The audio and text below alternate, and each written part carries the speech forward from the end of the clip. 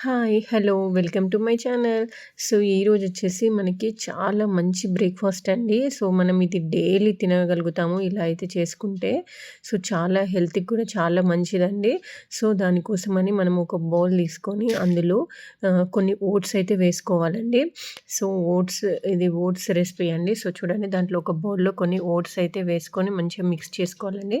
మనం ఇందుకోసం ఒక కాంచి గ్లాస్ గానీ, బౌల్ గానీ తీసుకుంటే చాలా బావుంటుంది. సో, అందులో కొన్ని మనం ఇలాగా చియా సీడ్స్ కూడా వేసుకోవాలండి. సో, చూడండి చియా సీడ్స్ కూడా హెల్త్‌కి చాలా మంచివండి.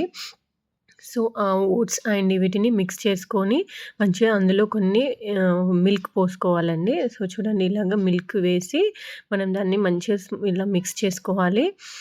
చూడండి ఇలాగ మంచిగా మొత్తం మిక్స్ చేసుకొని అందులోకి ఇలాగ డ్రై ఫ్రూట్స్ అన్నీ వేసుకోవాలండి.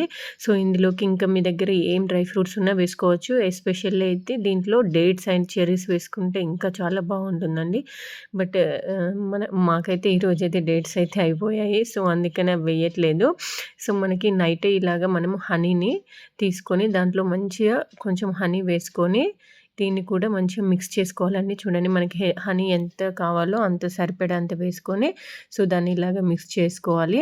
మిక్స్ చేసుకొని నైట్ అంతా వీటిని మంచిగా ఫ్రిడ్జ్‌లో పెట్టేసుకోవాలండి. ఇలాగ క్యాప్ పెట్టేసుకొని నైట్ అంతా ఫ్రిడ్జ్‌లో పెట్టేసుకోవాలి.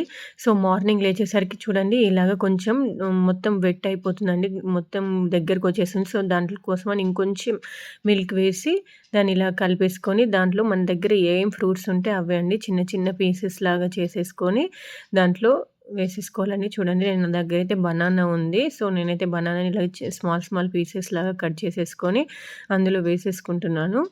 సో, చూడండి ఇవన్నీ మిక్స్ చేసుకోవాలి.